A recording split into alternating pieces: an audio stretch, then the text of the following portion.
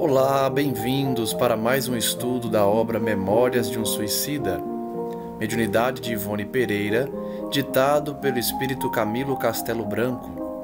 Estamos no nosso estudo número 70, analisando as vivências de Camilo Castelo Branco na espiritualidade, depois do seu desencarne, em que ele optou pelas portas do suicídio retornar ao mundo espiritual ao se deparar com a cegueira e também com a prova da pobreza, que ele também não aceitava. Ele, que foi artista, começou a se tratar na colônia em que Maria de Nazaré instituiu para resgatar os suicidas. E assim, depois do resgate, vivenciou no hospital e, agora, no curso que faz na Cidade Esperança, as lições necessárias para retornar à carne numa nova existência, numa nova reencarnação. No último estudo, nós acompanhávamos uma regressão de Camilo, em que ele verificou uma existência voltada para o mal, quando ainda o Cristo apresentava a sua doutrina na Terra. Ele, então, um espírito muito mau, muito atrasado ainda, incentivou a população a escolher Barrabás ao invés de libertar o Cristo e depois perseguiu tanto o Cristo quanto os cristãos após o desencarne, a crucificação do Mestre. No século XVII também foi revelado que Camilo teve uma vivência e tinha por objetivo dedicar-se à igreja a fim de ter ganho político e social, destaque social, especialmente pela posição que ocuparia como sacerdote da Igreja Católica. Ele então foi desestimulado a realizar esse intento pelo padre da sua vila, já que ele havia reencarnado numa vila muito pequena, dedicando-se a trabalhos na fazenda, na lavoura e no cuidado do gado. Ele então se convenceu a não se juntar à igreja, não se dedicar como apóstolo, porque de fato a sua intenção era apenas de sair da pobreza. Ele não tinha a vocação de ser um sacerdote da igreja.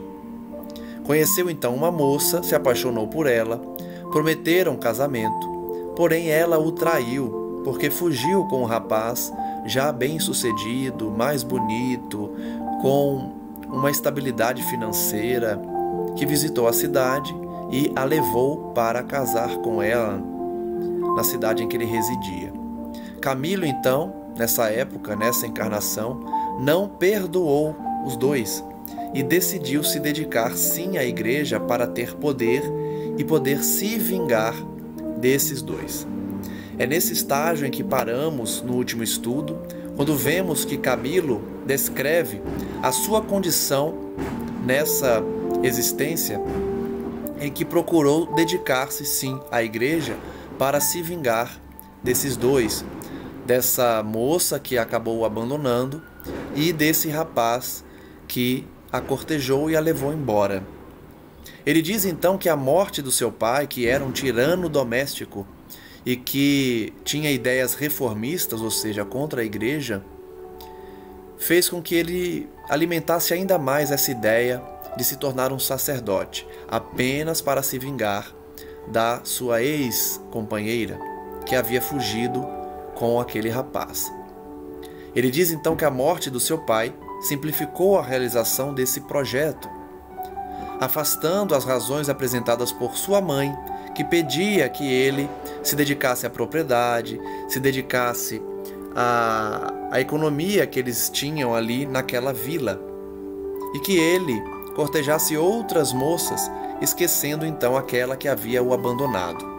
Ele, porém, ignorou esses pedidos da sua mãe e uma inquietação desvairou seus dias. Ideias ominosas firmavam em seu cérebro um estado permanente de agitação e angústia, estabelecendo-se um complexo no seu ser, difícil de solucionar no decurso de apenas uma existência. Vejam que Camilo então alimentou essas ideias perturbadoras, ao invés de dedicar-se a uma causa verdadeiramente cristã e especialmente dedicar-se à sua família.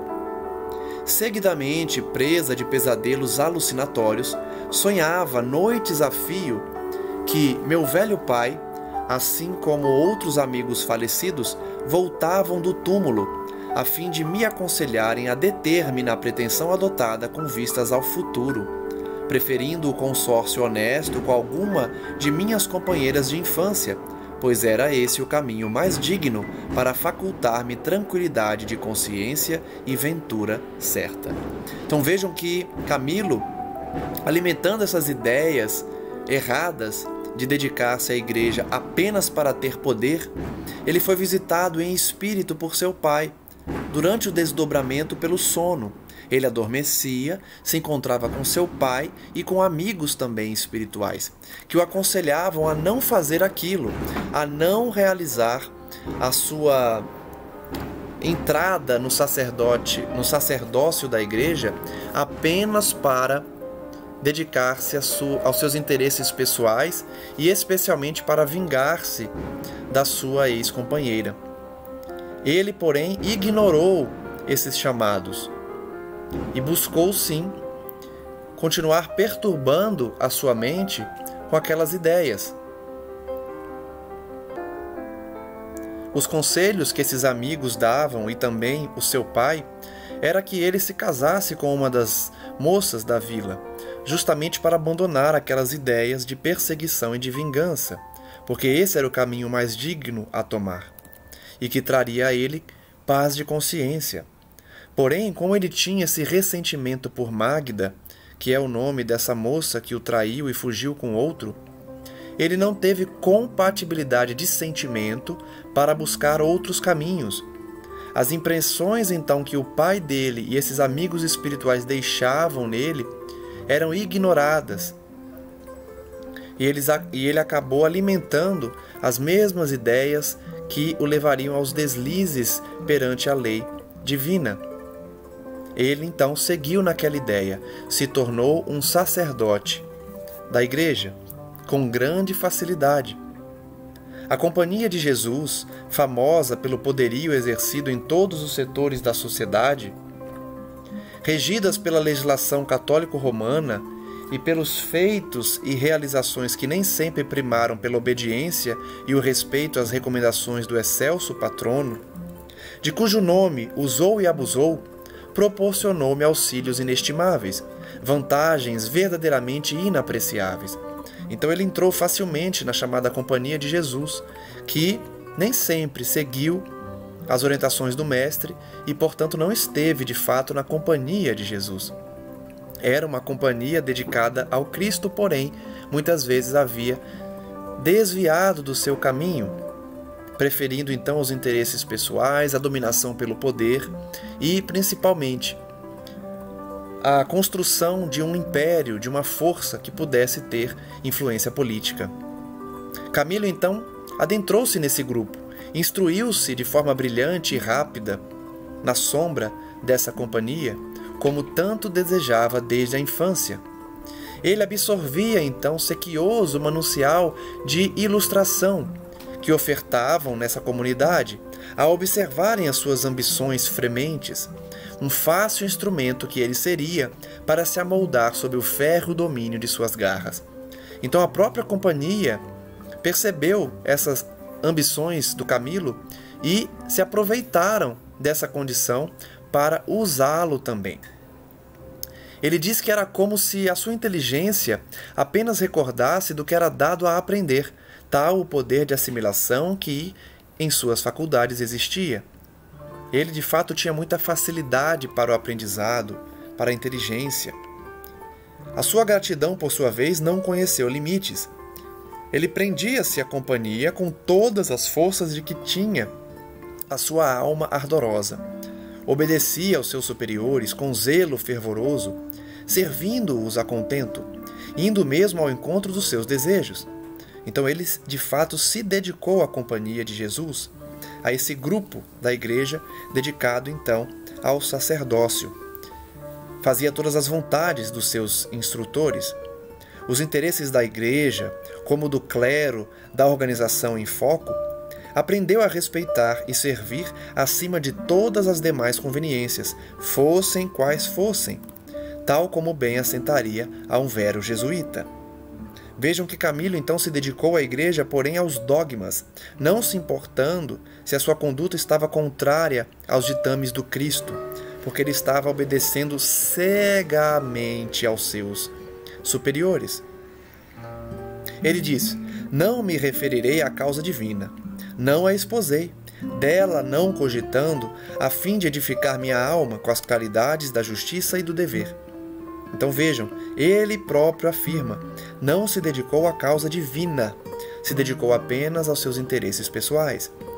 Também pouco aprendi a amar a Deus ou a servir o Mestre Redentor no seio da comunidade a que me filiara. Vejam que mesmo no seio da igreja, ele não havia aprendido a dedicar-se a Deus nem ao Cristo. Certamente que na companhia de Jesus existiam servos eminentes, cujos padrões de desempenhos cristãos poder-se-iam equiparar ao dos primeiros obreiros do apostolado messiânico. Como nós todos sabemos, toda organização que se dedica ao Mestre, se dedica a Deus, tem os seus discípulos sinceros, aqueles que de fato se dedicam à causa cristã, à causa divina. Então, Camilo afirma, existiam aqueles na companhia de Jesus que, de fato, serviam ao Mestre. Com esses, todavia, ele não se solidarizou, não os conheceu, nem as suas existências logrou interessar-se. Camilo não se interessou pela existência desses verdadeiros servidores do Cristo. Da poderosa organização religiosa que foi a companhia de Jesus, Camilo apenas desejava a posição social que ela podia proporcionar, a qual compensasse a ele da obscuridade do seu nascimento. Ele havia nascido pobre, ele havia nascido simples, servindo à lavoura, ao gado, aos porcos, e sempre quis sair dessa vida, lá no século XVII. Então, a companhia de Jesus no seio da igreja proporcionava a ele essa saída de uma vida mais simples. Como os deleites do mundo, as loucas satisfações do orgulho, das ambições inferiores, das vaidades soezes, já que o perjúrio da noiva idolatrada cerceara seus nascentes projetos honestos. Vejam que ele usava a desculpa da traição que tinha sofrido da Mágida para se dedicar aos interesses mesquinhos, pessoais, inferiores, de uma causa que não seguia ao Cristo, mas sim aos interesses passageiros do mundo. Assim sendo, isto é, a fim de todo esse detestável cabedal lograr adquirir, servi com zelos frenéticos as leis da Inquisição.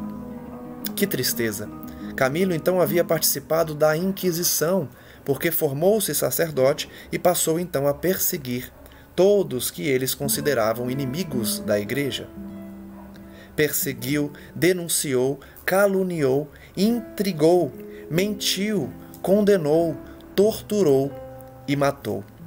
Camilo, então, havia sido um servo fiel da Inquisição, não do Cristo, não dos ditames divinos, mas sim dos interesses da igreja, praticando todo tipo de ato terrível contra o próximo, torturando, matando, perseguindo, denunciando. Denunciaria seu próprio pai se ele estivesse vivo, pois sabemos que o pai de Camilo nessa época havia desencarnado já, e ele era adepto da reforma, né? E os reformistas foram todos perseguidos, aniquilados pela Inquisição. Camilo estava tão cego que ele certamente também teria perseguido seu próprio pai, tamanha a demência que dele se apossara, levando-o ao tribunal como agente da reforma, se protegido pela misericórdia celeste, não tivesse ele entregado antes a alma ao Criador. Então, se o pai do Camilo não tivesse desencarnado, ele teria entregue seu próprio pai à fogueira da Inquisição.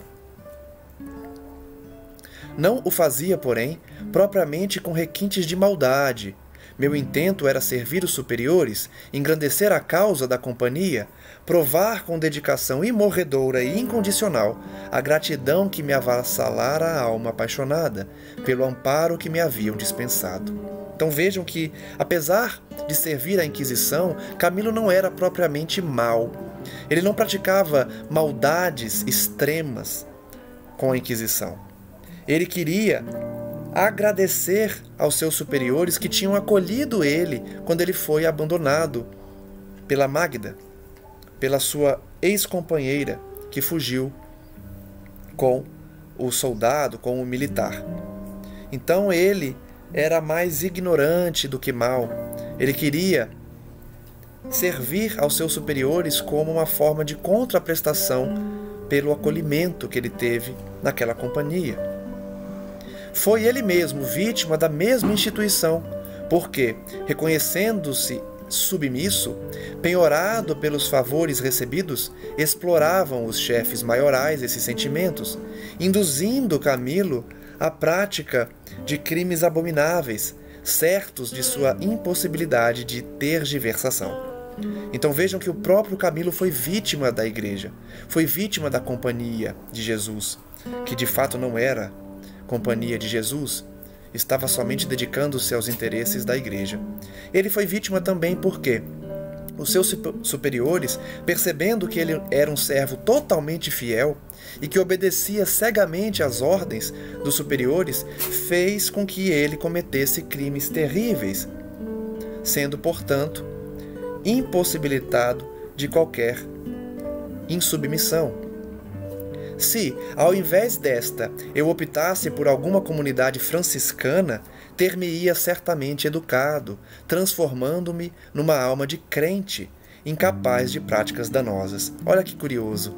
Se Camilo tivesse então entrado numa organização franciscana da igreja e não na companhia de Jesus, que se dedicou à Inquisição, ele teria um destino diferente. Porém, ele escolheu a companhia de Jesus, uma instituição dedicada à Inquisição.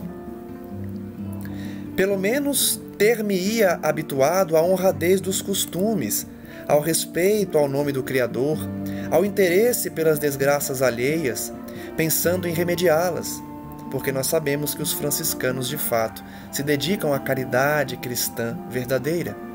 Camilo, então, teria pelo menos conhecido esses valores que ele passou longe na companhia de Jesus. A companhia de Jesus, então, malgrado o nome excelso do qual se valeu a fim de inspirar-se, apesar de ter esse nome, Companhia de Jesus, não tinha, de fato, essa dedicação ao Mestre. Tinha dado esse nome para se inspirar nos ensinos do grande Mestre, do nosso Cristo. Porém, ele se converteu-se num criminoso, uma vez que havia se aliciado justamente ao departamento político-social, que tantos abusos cometeu no seio das sociedades e em nome da religião. Vejam que foi justamente a vinculação da igreja às questões políticas sociais que levaram à sua queda, pela dedicação à Inquisição, pelo assassinato, pela tortura, pela perseguição. Se a igreja não tivesse se vinculado aos interesses políticos, eles não se meteriam nesse tipo de atividade que trouxe tanta sombra à igreja. Em nome da religião, cometeram atrocidades, e Camilo fez parte disso no século XVII. Durante muito tempo, esqueceu aqueles que haviam atraiçoado ele, esqueceu de Magda e seu companheiro.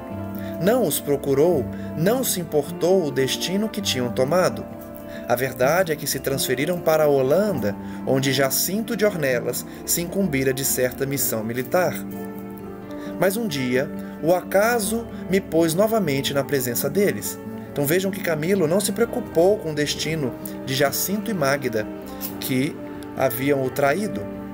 Eles haviam se transferido para a Holanda numa missão militar de Jacinto, e Camilo havia esquecido dos dois, dedicando-se à companhia de Jesus. Porém, certo dia, o acaso fez com que eles se encontrassem novamente. Haviam já se passado 15 anos que sua execrada visita à mansão dos seus pais convertera seu coração sentimental em fornalha de ódios. Ou seja, 15 anos haviam se passado desde a visita de Jacinto à vila em que Camilo residia, em que ele levou Magda com ele. Os deveres profissionais que o tinham afastado da pátria agora o faziam retornar, gozando de excelente conceito, até mesmo nas antecâmeras reais, desfrutando invejável posição social. Então Jacinto tinha uma posição social de destaque pela sua dedicação ao militarismo.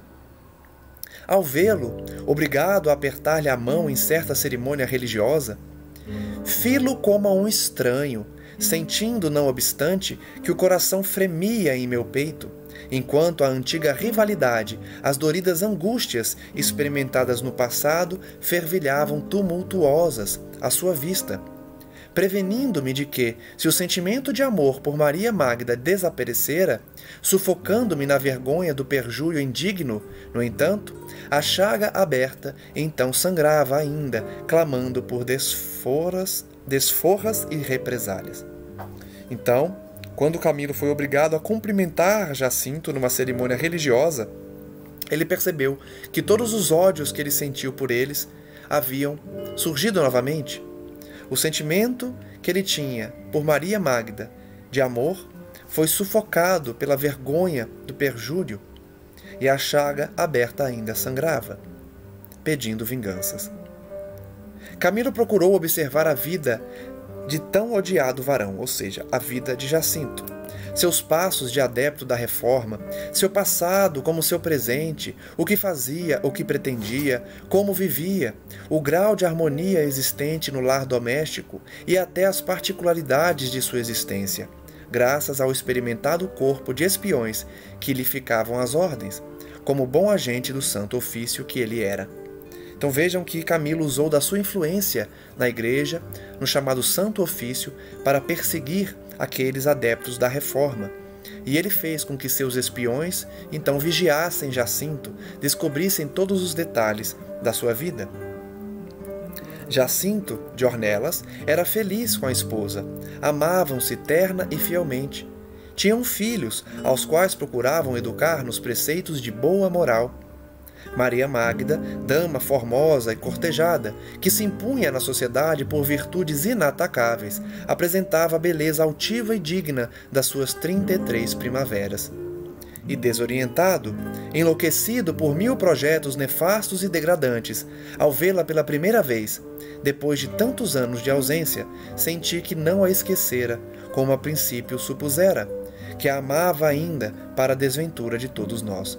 Então, notem que o reencontro de Camilo na sua existência no século XVII fez com que ele reavivasse a chama da paixão por Magda, analisando então a vida que ela vivia com Jacinto, que era uma vida feliz com seus filhos, uma vida equilibrada. Ele, porém, reacendeu essa chama, desejando novamente a Magda. A antiga paixão, a custo sopitada pelo tempo, irrompeu porventura ainda mais ardente desde que comecei a vê-la novamente, todas as semanas, praticando ofícios religiosos numa das igrejas de nossa diocese, como boa católica que desejava parecer, a fim de ocultar as verdadeiras inclinações reformistas que animavam a família toda. Então, Magda frequentava a igreja, apesar de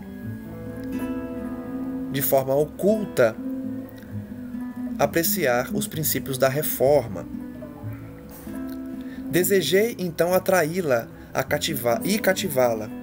Agora, as atenções amorosas negadas outrora, e sob a pressão de tal intento, visitei-a, oferecendo préstimos e me desfazendo em amabilidades. Camilo então se revelava a ela como ainda apaixonado. Não o consegui, todavia, apesar de as visitas se sucederem. Recrudesceu em meu seio o furor sentimental, compreendendo-me totalmente esquecido, tal como a erupção inesperada e violenta de vulcão adormecido desde séculos. Então ele percebeu que não adiantou os seus cortejos. Ela não mais o amava, não mais o desejava. E ele, quando percebeu isso, é como se um vulcão adormecido tivesse irrompido. Tentou cativá-la eternamente, rojando-se em 1000 atitudes servis, apaixonadas e humilhantes. Resistiu-me com dignidade, provando absoluto desinteresse pelo afeto que lhe depunha aos pés, como também pelas vantagens sociais que eu lhe poderia fornecer. Mágida, então, ignorava os cortejos de Camilo, não queria a sua posição social, não queria a sua influência na sociedade. Experimentou então suborná-la, levando-a a compreender o poder de que dispunha, a força que o hábito da companhia me proporcionava no mundo todo, o acervo de favores que lhe poderia prestar, e ao marido, até mesmo garantias para exercer a sua fé religiosa, pois ele saberia protegê-los contra as repressões da lei, desde que concordasse em aquecer aos seus ansiosos projetos de amor. Então Camilo propôs a Magda que ela cedesse a sua paixão, aos seus cortejos, às suas vontades, e ele protegeria a família, permitiria até que eles cultivassem a fé na reforma, não denunciando eles ao Santo Ofício e permitindo que eles professassem a sua fé. Ela, porém, repeliu todas essas investidas, sem compaixão nem temor, escudada na mais santificante fidelidade conjugal, apreciada até então por ele, deixando-se, aliás, convencido de que mais do que nunca se escancarara supremo abismo entre nossos destinos, que eu tanto quisera unidos para sempre. Então Magda resistiu, não cedeu às investidas de Camilo e permaneceu fiel, afastando ele ainda mais. Ora, Jacinto de Ornelas e Ruiz, que fora conhecedor da paixão que me infelicitara a existência, agora, vendo-me assediar-lhe o lar com atitudes amistosas, percebeu facilmente a natureza dos intentos que me animavam. Então, Jacinto percebeu as intenções de Camilo. Ele não queria ser um amigo da família, ele sabia das paixões que ele guardava por sua esposa. Camilo então diz: eu, aliás, não procurava dissimulá-los. Ele não disfarçava esses intentos, agia ao contrário disso, assintosamente, dado que a pessoa de um jesuíta, e ainda mais oficial do Santo Ofício, era inviolável para um leigo. Ele então não tinha medo, não tinha qualquer receio. Se dedicava-se, sim, às investidas amorosas, apaixonadas de uma mulher casada. Porque era jesuíta, compunha o Santo Ofício e não tinha medo de nada. Posto ao corrente dos fatos pela própria esposa, que junto dele procurava forças e conselhos a fim de resistir às minhas insidiosas propostas, encheu-se de temor, desacreditado dos laços de parentesco. E concertando entendimentos e resoluções com os seus superiores, preparou-se a fim de deixar Madrid, buscando refúgio no estrangeiro para si próprio como para a família. Então Jacinto, percebendo as investidas de Camilo, concatenou com seus superiores uma fuga, transferindo-se para outro país. Camilo, porém, descobriu essa intenção a tempo, e viver sem Magda era tortura que não seria possível suportar. Camilo quisera antes tornar-se desgraçado, ainda que desprezado por ela com descaso porventura mais chocante. Quisera mesmo ser odiado com todas as forças do seu coração, mas que a tivesse ao alcance dos seus olhos, que a visse frequentemente, que a soubesse junto dele, embora que, em verdade, separados estivessem por duras e irremediáveis impossibilidades. Então Camilo desejava Magda, ainda que ela o odiasse, ainda que ela não quisesse nada com ele. Ele queria ela perto dele. Vejam que relação doentia. Então, quando soube que Magda e Jacinto pretendiam deixar o país, ele não permitiria esse intento. Ainda que ele não pudesse tê-la em seus braços, ainda que ela o odiasse, ele desejava que ela permanecesse sob seus olhares. Desesperado, pois, desejando o inatingível por qualquer preço, denunciou Jacinto de Ornelas como huguenote ao tribunal do Santo Ofício, pensando livrar-se dele para melhor apossar-se da esposa. Então ele denunciou Jacinto para ficar com Magda. Provou com fatos a denúncia, livros heréticos em relação à Virgem Mãe, que sempre foram armas terríveis nas mãos dos denunciantes para perderem vítimas das suas perseguições. Espantalhos fabricados não raramente pelos próprios que ofereciam a denúncia. Farta correspondência comprometedora com luteranos da Alemanha. Inteligências com adeptos dispersos pelo país inteiro, como pela França. Sua ausência sistemática do confessionário, os próprios nomes dos filhos que lembravam a Alemanha e a Inglaterra, mas não a Espanha, e cujos registros de batismo não pôde apresentar, alegando haverem sido realizados na Holanda as importantes cerimônias. Então vejam que Camilo denunciou Jacinto ao Santo Ofício, provando que ele era reformista, pelas correspondências, por provas plantadas, pelo fato de Jacinto não frequentar a igreja, pelo fato dos nomes dos seus filhos não serem nomes espanhóis. Então isso tudo fez com que a sua denúncia tivesse força. Tudo provou, não, porém, por zelo à causa da religião que ele pudesse considerar digna de respeito, mas sim para se vingar do desprezo que por ele Maria Magda devotava. Então ele fez isso tudo para se vingar de Magda, não como dedicação à causa católica. Uma vez preso e processado, Jacinto foi entregue a ele por ordem dos seus superiores, os quais não puderam negar a primeira solicitação que lhes fazia, dados os bons serviços prestados à instituição. Então ele requisitou Jacinto para ele, e os superiores não puderam negar, porque ele era muito dedicado à causa. Conservou, então, desde então, no segredo da masmorra infecta, onde o desgraçado passou a suportar longa série de martirizantes privações, de angústias e sofrimentos indescritíveis, por inconcebíveis à mentalidade do homem odierno, educado sob os auspícios de democracias que, embora bastante imperfeitas ainda, não podem permitir compreensão exata da aplicação das leis férreas e absurdas do passado. Então Camilo manteve Jacinto numa cela suja, infecta, passando por situações indignas que qualquer democracia não aceitaria, ainda que fosse uma democracia ainda embrionária. Nele cevou a revolta que estorcia o seu coração, sentindo-se preterido pela mulher amada em seu favor. Então ele se vingava de Jacinto porque Maria Magda havia escolhido ele ao invés de Camilo.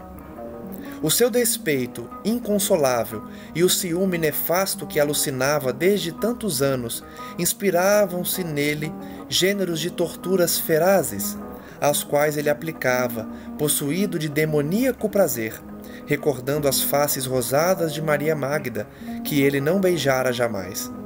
Então ele torturou Jacinto, lembrando-se de Magda, que ele jamais pôde ter em seus braços, as tranças ondulantes, cujo perfume não fora ele que aspirara, os braços cariciosos e lindos, que a outro que não ele haviam ternamente prendido de encontro ao coração.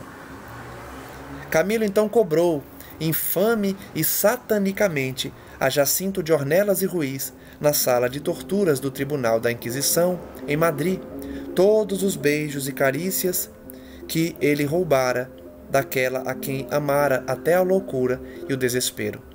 Vejam o quão mal foi Camilo nessa existência.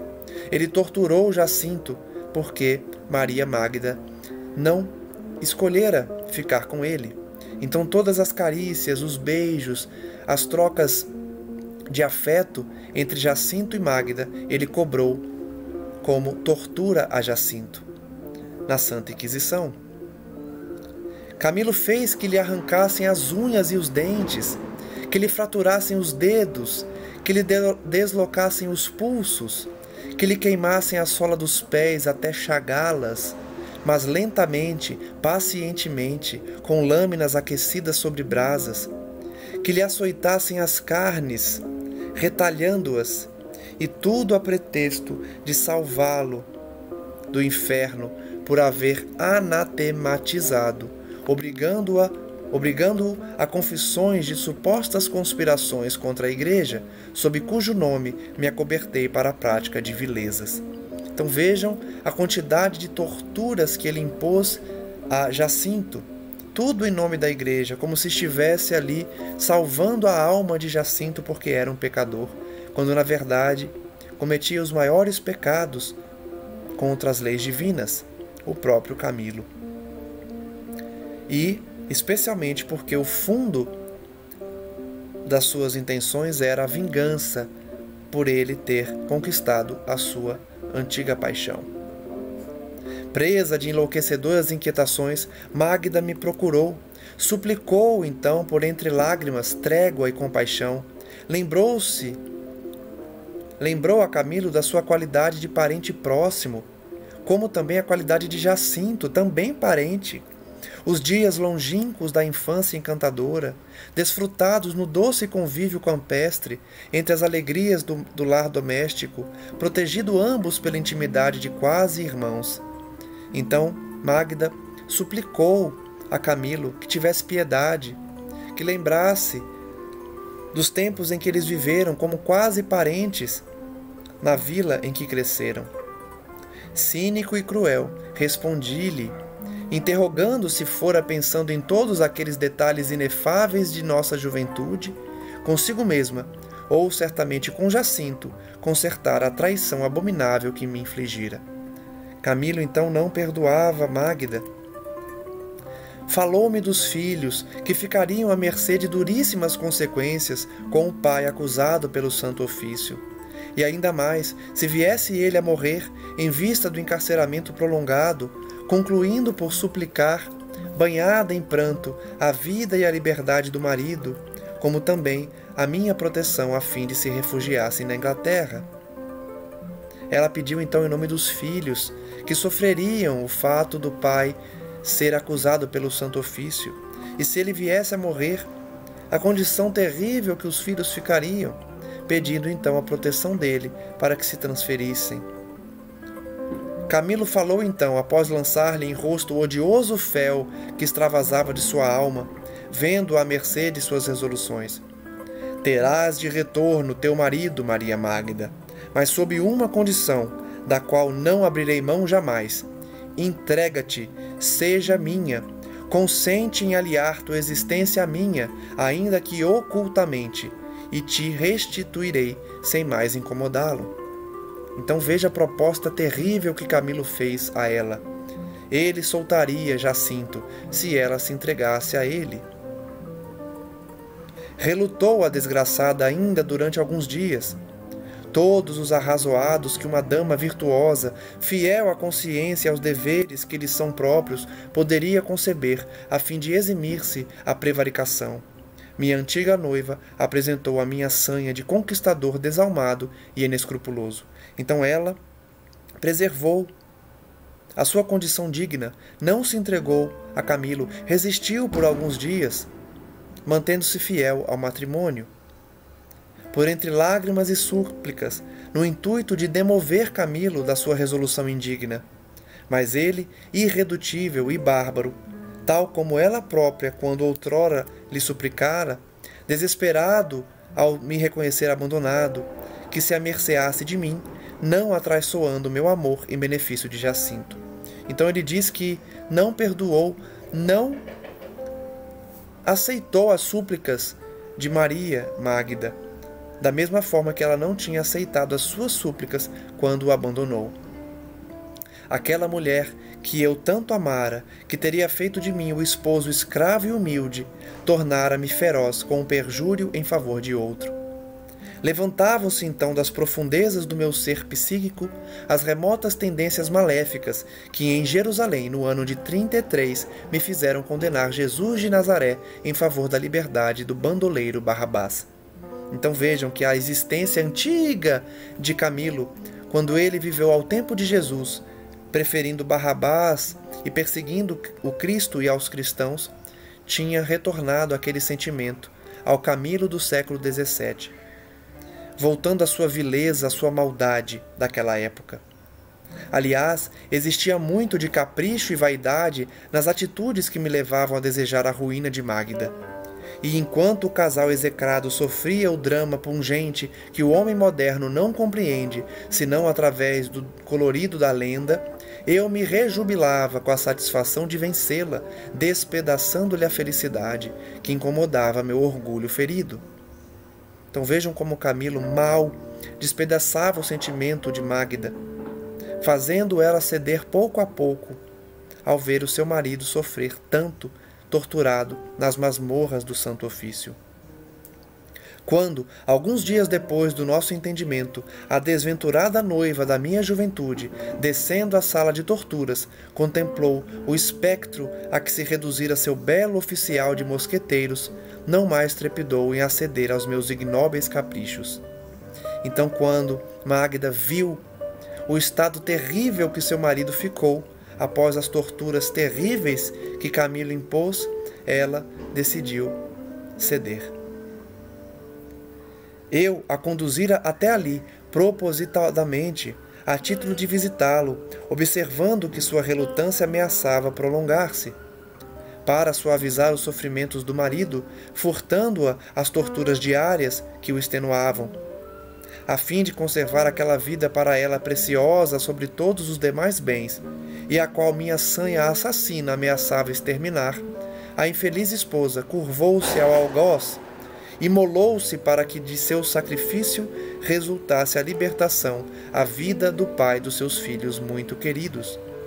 Então Camilo fez de propósito, preservou Jacinto, não mais torturou ele por um tempo para que ele não morresse, e Magda pudesse vê-lo naquele estado terrível e cedesse aos seus caprichos, a fim de que os filhos dela não perdessem o seu pai. Não obstante, meu despeito exasperou-se com um triunfo, pois, mais do que nunca, reconheci-me execrado. Eu pretendera convencer Magda a associar-se para sempre ao meu destino, embora lhe concedesse o retorno do esposo. Ela, porém, que se sacrificara às minhas exigências, intentando salvar-lhe a vida, não pudera ocultar o desprezo, o ódio que minha desgraçada pessoa lhe inspirava, o que finalmente me provocou o cansaço e a revolta. Então Camilo, mesmo que tivesse convencido Magda a ceder aos seus caprichos, resultou num ódio implacável dela para com ele, e ele queria que ela ficasse junto dele, por mais que tivesse libertado seu esposo, mas ela o odiou terrivelmente, e isso fez ele se cansar e se revoltar. Detive-me então, exausto de lutar por um bem inatingível, e renunciei aos insensatos anelos que me dementavam. Ele então desistiu dos seus anseios. Ainda assim, sinistra vindita engendrou-se em meu cérebro inspirado nos poderes do mal, a qual, realizada com o requinte da mais detestável atrocidade que pode afluir das profundezas de um coração tarjado de inveja, de despeito, de ciúme, de todos os vis testemunhos da inferioridade em que se refocila, deu causa às desgraças que há 3 séculos me perseguem o espírito, como sombra sinistra de mim mesmo, projetadas sobre o meu destino, desgraças que os séculos futuros ainda contemplarão em seus dolorosos epílogos. Então, Magda não cedeu a Camilo.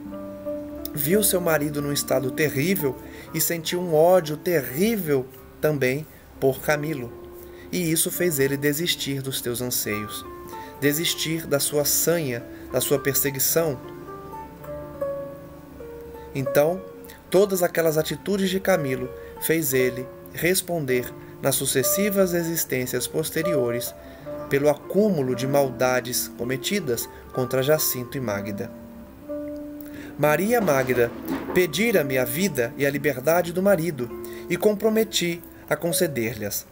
Esqueceu-se, porém, de fazer-me prometer restituí-lo intacto, sem mutilações. Então olha como ele era mau. Magda pediu para que ele libertasse o seu esposo, e ele prometeu soltá-lo. Porém, Magda não tinha feito ele prometer soltar Jacinto de forma perfeita, sem mutilações. Então, fez com que lhe vazassem os olhos, perfurando-os com pontas de ferro encandecido, assim barbaramente desgraçando-o para sempre, lançando nas trevas de martírio inominável. Então Camilo, antes de soltar Jacinto, o cegou. Como ele foi mau, torturou Jacinto, prendeu injustamente, cometeu inúmeras atrocidades contra ele, e além disso tudo, o cegou, devolvendo a Magda um homem totalmente desgraçado, com um martírio inominável.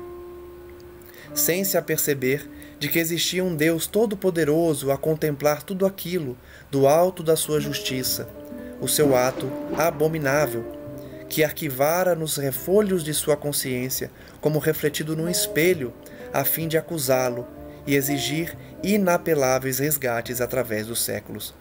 Então o fato de Camilo ter cegado Jacinto arquivou na sua alma a necessidade de também espiar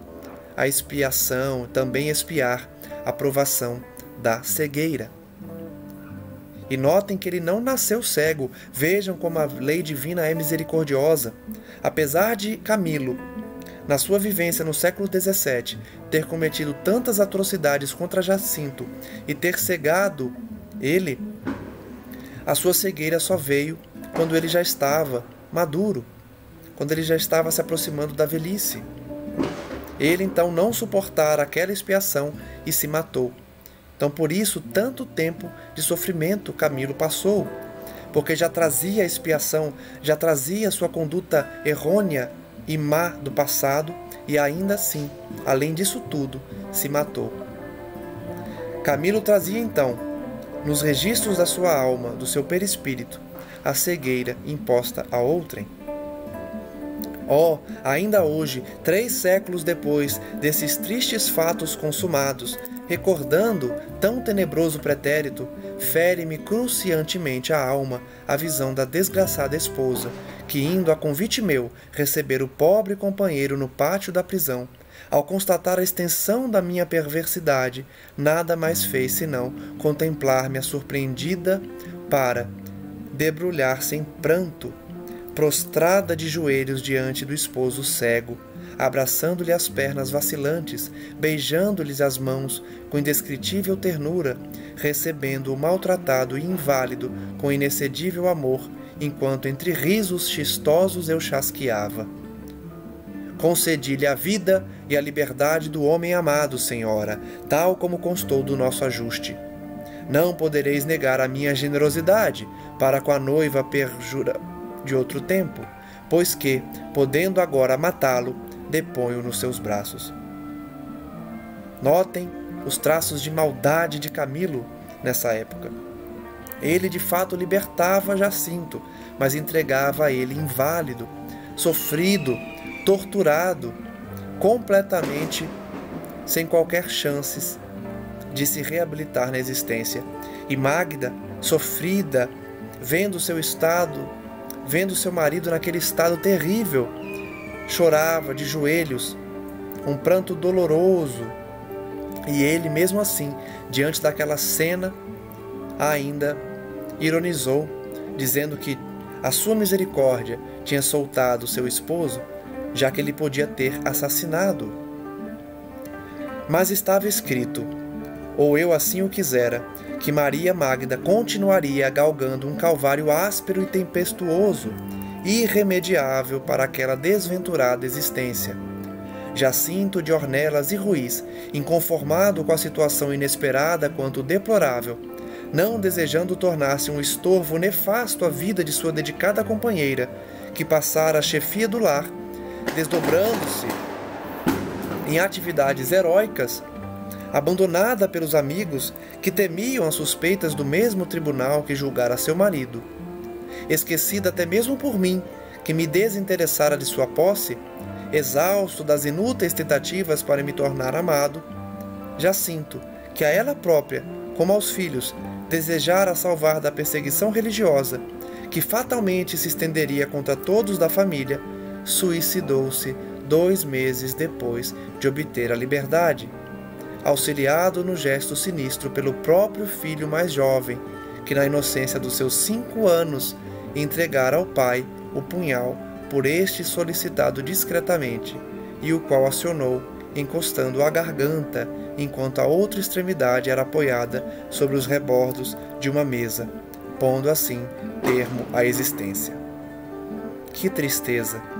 Camilo, então, depois de soltar Jacinto, ele que se viu inválido, sem conseguir sustentar o seu lar, vendo que Mágida estava abandonada pelos seus amigos, pelos seus familiares, que temiam também a perseguição do Santo Ofício, e ele, sem poder auxiliá-la economicamente, pediu uma faca ao seu filho de 5 anos e se matou 2 meses depois de ser solto.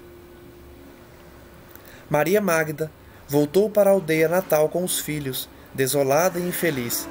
Nunca mais, até o momento em que esboço essas páginas, pude vê-la ou dela obter notícias. E já se passaram 3 séculos, ó meu Deus! Notem o quanto Camilo ainda estava espiando o mal que tinha feito a Mágida. Ela retornou à sua casa e Camilo não mais teve notícias dela, mesmo quando escrevia essas páginas que nós estamos lendo aqui.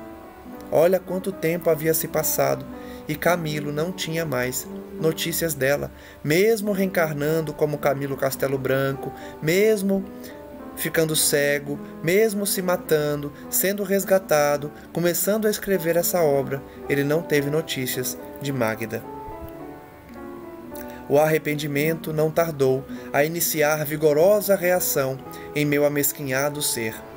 Nunca mais, desde então, logrou tranquilidade sequer para conciliar o sono.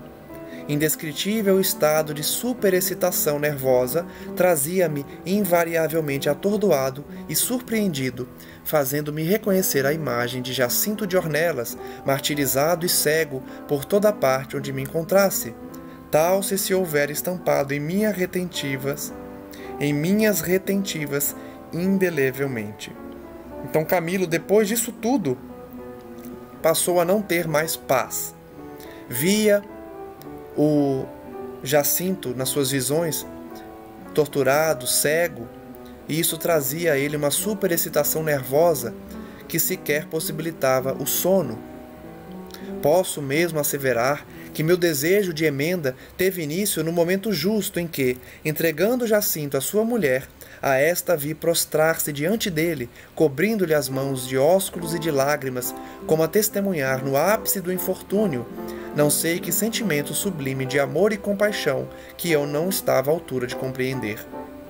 Então Camilo revela que o seu arrependimento começou quando ele viu Mágida ajoelhar-se e chorar perante o seu marido, cego e torturado, porque ele se deparava com um sentimento que ele não conhecia, que era o amor verdadeiro.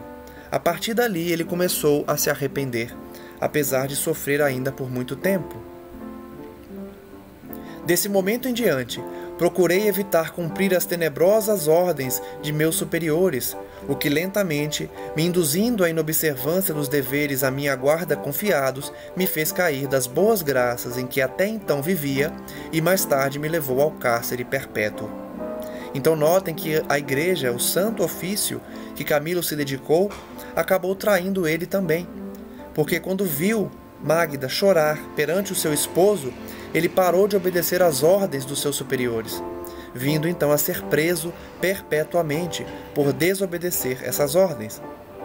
Da segunda metade, pois, do século XVII até agora, entrei a espiar, quer na terra como homem ou no invisível como espírito, os crimes e perversidades cometidos sob a tutela do Santo Ofício. Camilo, então, passaria a sofrer desde o século XVII todo o mal que tinha praticado no Santo Ofício, seja encarnado, seja desencarnado.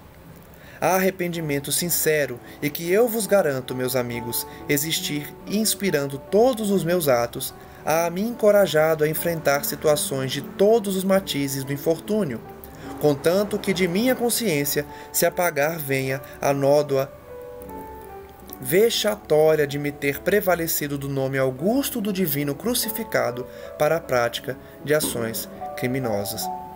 Então notem que Camilo, depois de passar por todo o sofrimento depois do século XVII, deseja se livrar desse pensamento que assombra sua consciência de ter usado o nome do Cristo para perseguir pessoas inocentes, para levar dor, torturas, morte e abandono a inúmeras famílias, tudo em nome do Cristo, que na verdade encontravam-se extremamente distantes dos conceitos cristãos. Camilo, então, viria a sofrer desde o século XVII as expiações necessárias para iniciar ou reiniciar sua trajetória na direção do Mestre. Vejam que a lei divina é perfeita. Camilo passou a sofrer todas as consequências dos seus atos nas existências posteriores, bem como na vivência na espiritualidade.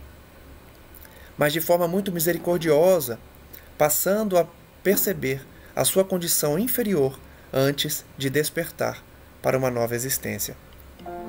Quando escreveu essas páginas que estamos lendo aqui, ele já estava arrependido, já desejava seguir o Mestre e, com isso, pretendeu escrever essa obra para nos alertar aqui na Terra. Ouçamos, portanto, Camilo, para não cairmos nos mesmos erros e podermos usufruir também da paz de consciência a que todos almejamos. Agradeço, então, o acompanhamento que todos fazem dessas obras e vamos prosseguir estudando na segunda-feira, no novo ano que se inicia, as lições dessa obra magnífica que vai chegando ao seu fim. Aprendamos então com as experiências de Camilo a respeitarmos as leis divinas, especialmente ao viver na terra sem buscar as portas do suicídio, que não trazem qualquer alívio às nossas dores, pelo contrário, só pioram as consequências dos nossos atos e as expiações que já sofremos. Que possamos todos então absorver esses ensinamentos, aprender com Emmanuel, com Chico Xavier, com Ivone Pereira, com Camilo Castelo Branco, com os seus mentores e todos aqueles que nos envolvem e abençoam as lições do Cristo Jesus. Que nesse novo ano que se inicia, tenhamos em mente que a sociedade somente mudará quando individualmente todos nós buscarmos os ensinamentos de Jesus nas nossas atitudes cotidianas, no trato com a família, no trato com os companheiros de trabalho, no trato com a sociedade em geral. Daremos o exemplo de cristãos verdadeiros. Imitando o gesto de Daniel perante os leões e leoas famintas que desejavam trucidá-lo, e ele, sereno, pois servidor e discípulo de Jesus, que viria posteriormente trazer a doutrina salvacionista de toda a terra e que hoje pretendemos seguir. Sejamos, portanto, discípulos verdadeiros de Jesus, seguindo seus passos na medida das nossas possibilidades, perdoando as ofensas, oferecendo a outra face, para demonstrar aos outros qual a postura digna do verdadeiro cristão. Graça de Deus possa penetrar os nossos lares, enxugando lágrimas, livrando de todo mal os nossos familiares e direcionando as nossas existências na direção do Mestre amigo, que olha pelo Brasil, que olha pelo mundo e aguarda de braços abertos a nossa ascensão espiritual para o cumprimento do papel como nação e como indivíduos cristianizados e finalmente convertidos a essa doutrina maravilhosa. Muito obrigado a todos e que a paz do nosso Senhor Jesus Cristo nos envolva e abençoe. Que assim seja e até o próximo estudo.